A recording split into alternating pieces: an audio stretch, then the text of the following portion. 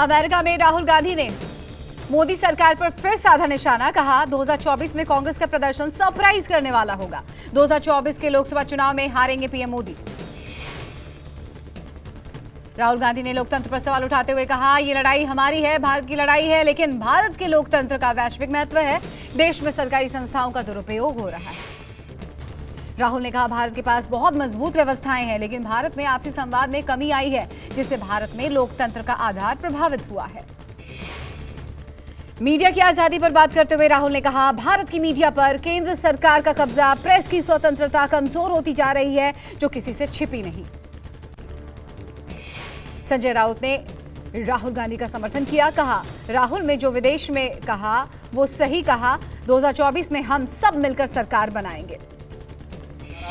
राहुल गांधी ने जो कहा है मैं उसे सहमत हूं। पूरा विपक्ष एकजुट है, वज्रमुठ, और 24 में हम आज जो केंद्र की सरकार है उनको हराएंगे। ये हमारा विश्वास और आत्मविश्वास दोनों भी।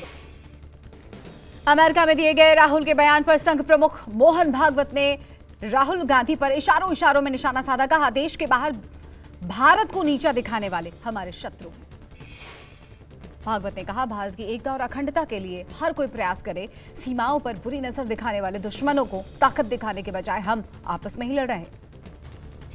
पहलवानों के समर्थन में कुरुक्षेत्र में महापंचायत कुरुक्षेत्र के जाट भवन में सर्व खाप के चौधरी जुटने शुरू हो गए हैं। महापंचायत में पहलवानों पर फैसले का होगा ऐलान। खाप समिति का एक प्रतिनिधिमंडल पहलवानों की मांग को लेकर राष्ट्रपति द्रौपदी मुर्मू और गृह मंत्री के पास जाएगा और पहलवानों की बातें रखेगा। कल मुजफ्फरनगर में खाप महापंचायत का हुआ था आयोजन। 4 राज्यों की 50 खाप पंचायतों ने लिया था हिस्सा। चौधरियों ने पहलवानों को सपोर्ट करने का किया था फैसला। बृजभूषण सिंह के खिलाफ दर्ज दोनों एफआईआर में पहलवानों का बड़ा आरोप। 10 अलग अलग मामलों में शिकायत दर्ज। एफआईआर में छेड़छाड़, पीछा करना जैसे संगीन आरोप लगाए। खिलाड़ियों ने एफआईआर में कहा, बृजभूषण ने उनके साथ कई बार छेड़छाड़ की। बृजभूषण के खिलाफ पहलवानों ने कनॉट प्लेस थाने में 21 अप्रैल को शिकायत दी थी। कल पहलवानों के आरोप पर बृजभूषण ने फिर दी सफाई। कहा, अगर एक भी आरोप सही साबित हुआ तो फांसी पर लटक जाऊंगा। दिल्ली पुलिस मामले की जांच कर रही है। पहलवानों के समर्थन में उतरी प्रियंका गांधी वाड्रा ने बृजभूषण के खिलाफ एफआईआर कॉपी को पढ़ने की अपील की। कहा, गंभीर आरोपों को पढ़िए और देश को बताइए। प्रियंका ने सरकार पर सवाल उठाते हुए कहा, इतने गंभीर आरोपों के बावजूद आरोपी पर अभी तक कोई कार्रवाई क्यों नहीं हुई। भारतीय कुश्ती संघ के पूर्व अध्यक्ष बृजभूषण शरण सिंह को बड़ा झटका। बृजभूषण शरण सिंह की अयोध्या रैली रद्द। रैली को नहीं मिली इजाजत। 5 जून को रामकथा पार्क में होनी थी रैली। कोर्ट का सम्मान करते हुए बृजभूषण ने रैली रद्द की। कहा, मेरे ऊपर गलत आरोप लगाए गए। बृजभूषण ने फेसबुक पोस्ट के जरिए जानकारी दी। आपसे थोड़ी देर में झारखंड के मुख्यमंत्री हेमंत सोरेन से मिलेंगे दिल्ली के मुख्यमंत्री अरविंद केजरीवाल। केंद्र सरकार के अध्यादेश के खिलाफ समर्थन की मांग की। अध्यादेश के खिलाफ मिशन विपक्ष में जुटे सीएम केजरीवाल समर्थन को लेकर कल एमके स्टालिन से भी केजरीवाल की मुलाकात हुई थी। महाराष्ट्र में जारी सियासी हलचलों के बीच एनसीपी अध्यक्ष शरद पवार ने सीएम एकनाथ शिंदे से की मुलाकात। मराठा मंदिर संस्था के कार्यक्रम का दिया निमंत्रण। मराठा मंदिर संस्था के 75 साल पूरे होने के उपलक्ष्य पर निमंत्रण दिया। 24 जून को मुंबई में होगा समारोह। सूत्रों के हवाले से खबर है कि दोनों नेताओं के बीच नहीं हुई कोई राजनीतिक बात। कर्नाटक में आज सिद्धरामैया कैबिनेट की बैठक में विधानसभा चुनाव के दौरान दी गई 5 गारंटी को लागू करने पर लगेगी मुहर। बैठक से पहले 5 गारंटी के संबंध में संबंधित अधिकारियों और वित्त विभाग के अधिकारियों को एक प्रेजेंटेशन दिया गया था। छत्रपति शिवाजी महाराज के राज्याभिषेक की 350वीं वर्षगांठ पर बोले पीएम मोदी। कहा, छत्रपति शिवाजी ने अत्याचार के खिलाफ जंग लड़ी। शिवाजी शौर्य और सुशासन के लिए जाने जाते हैं। वो अपने शौर्य के लिए भी जाने जाते हैं और सुशासन के लिए भी। बहुत छोटी उम्र में उन्होंने किलों को जीतकर और शत्रुओं को हराकर अपने सैन्य नेतृत्व का परिचय दे दिया।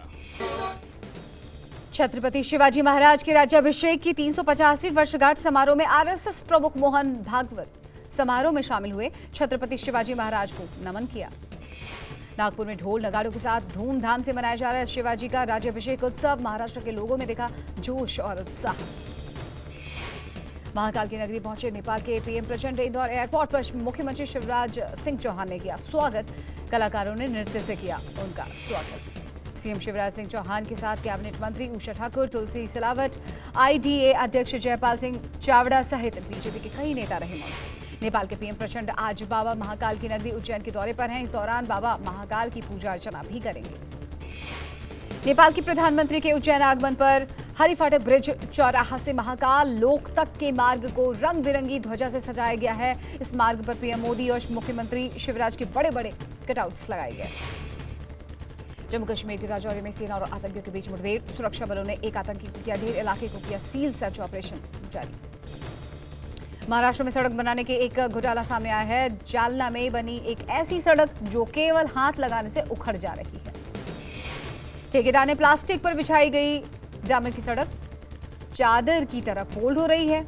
लोग बोले ठेकेदार ने भ्रष्टाचार की हदें पार कर दी। साकेत कोर्ट ने लॉरेंस बिश्नोई को 10 दिनों की पुलिस कस्टडी में भेजा। बिजनेसमैन से रंगदारी मांगने के मामले में होगी पूछताछ।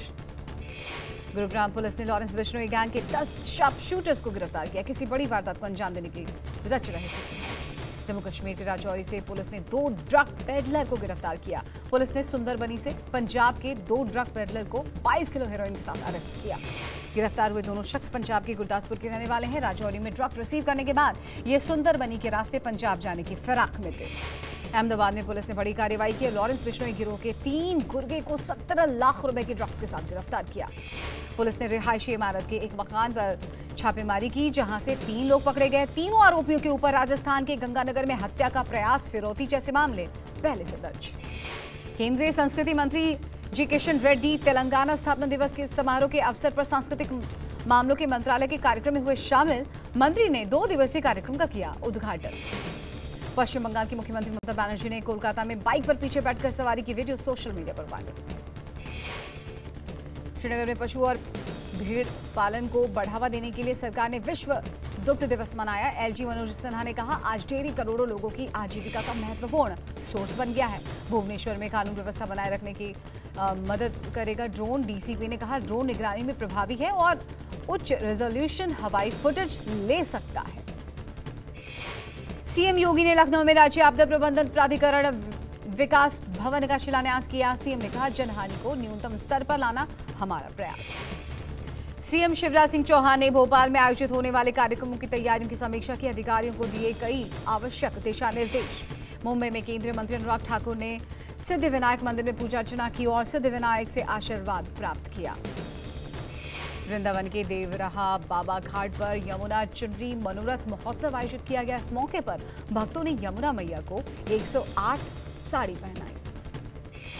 टीम इंडिया के पूर्व कप्तान महेंद्र सिंह धोनी का मुंबई के कोकिलाबेन अस्पताल में उनके घुटने की सर्जरी हुई। 1 या 2 दिन में अस्पताल से मिल सकती है छुट्टी। IPL champion Chennai super Kings और उसके कप्तान धोनी के सम्मान में आज कार्यक्रम। चेन्नई में होने वाले कार्यक्रम में मुख्यमंत्री एमके स्टालिन भी होंगे शामिल। भारत ने जूनियर हॉकी एशिया कप का खिताब जीत लिया है। फाइनल में भारत ने चिर प्रतिद्वंदी पाकिस्तान को 2-1 से शिकस्त दी। Thailand open badminton super 500 tournament में लक्ष्य सेन और किरण जॉर्ज क्वार्टर फाइनल में पहुंच गए हैं। French football club Paris Saint Germain को बड़ा झटका लगा है। पीएसजी से अर्जेंटीना के स्टार फुटबॉलर लियोन मेसी ने करार तोड़ दिया। दिल्ली मेट्रो में सफर करने वाले यात्रियों के लिए अच्छी खबर है। दिल्ली एयरपोर्ट एक्सप्रेस लाइन पर व्हाट्सएप से बुक कर पाएंगे टिकट। यात्री डीएमआरसी के व्हाट्सएप नंबर से टिकट बुक कर सकते हैं। जीएसटी के कलेक्शन में बड़ी उछाल। मई 2023 में जीएसटी के जरिए 1,57,000 करोड़ से ज्यादा रुपए कलेक्शन हुआ है। वित्त मंत्रालय ने जारी किया आंकड़ा। पाकिस्तान के रक्षा मंत्री ख्वाजा आसिफ ने इमरान खान पर निशाना साधा। उन्होंने इमरान खान को पाकिस्तान के लिए भारत से भी बड़ा दुश्मन बताया। पाकिस्तान के पूर्व पीएम इमरान को एक और बड़ा झटका लगा है। पीटीआई लीडर और पंजाब के पूर्व मुख्यमंत्री चौधरी परवेज इलाही गिरफ्तार। अमेरिकी राष्ट्रपति चुनाव की रेस में शामिल रिपब्लिकन नेता विवेक रामास्वामी ने एलन मस्क के चीन दौरे का विरोध किया। रामास्वामी ने कहा कि चीन अमेरिकी व्यापारियों को कठपुतली की तरह अपने एजेंडे के लिए इस्तेमाल कर रहा है। पाकिस्तान के पंजाब में कोट अड्डू जिले में गुरुवार को हुआ बड़ा हादसा। दयादिन पनाह इलाके में एक घर में जोरदार धमाका हुआ। 6 लोगों की दर्दनाक मौत, 2 जख्मी। नए संसद भवन में लगी अखंड भारत की तस्वीर से नेपाल में भड़का विवाद। पूर्व प्रधानमंत्री बाबूराम भट्टराई ने कहा, पड़ोसी देशों में कूटनीतिक विवाद भड़का सकता है। पाकिस्तान में कराची से मशहूर वकील जिब्रान नासिर का अपहरण। पत्नी ने कहा, हथियारबंद 15 लोगों ने किया अपहरण। सिद्धार्थ आनंद को फिल्म टाइगर वर्सेस पठान के निर्देशन के लिए मेकर्स ने दी मोटी फीस, बने top paid director. Alia Bhatt के नाना का 95 साल की उम्र में हुआ निधन। एक्ट्रेस ने इमोशनल पोस्ट लिखा, बयां किया।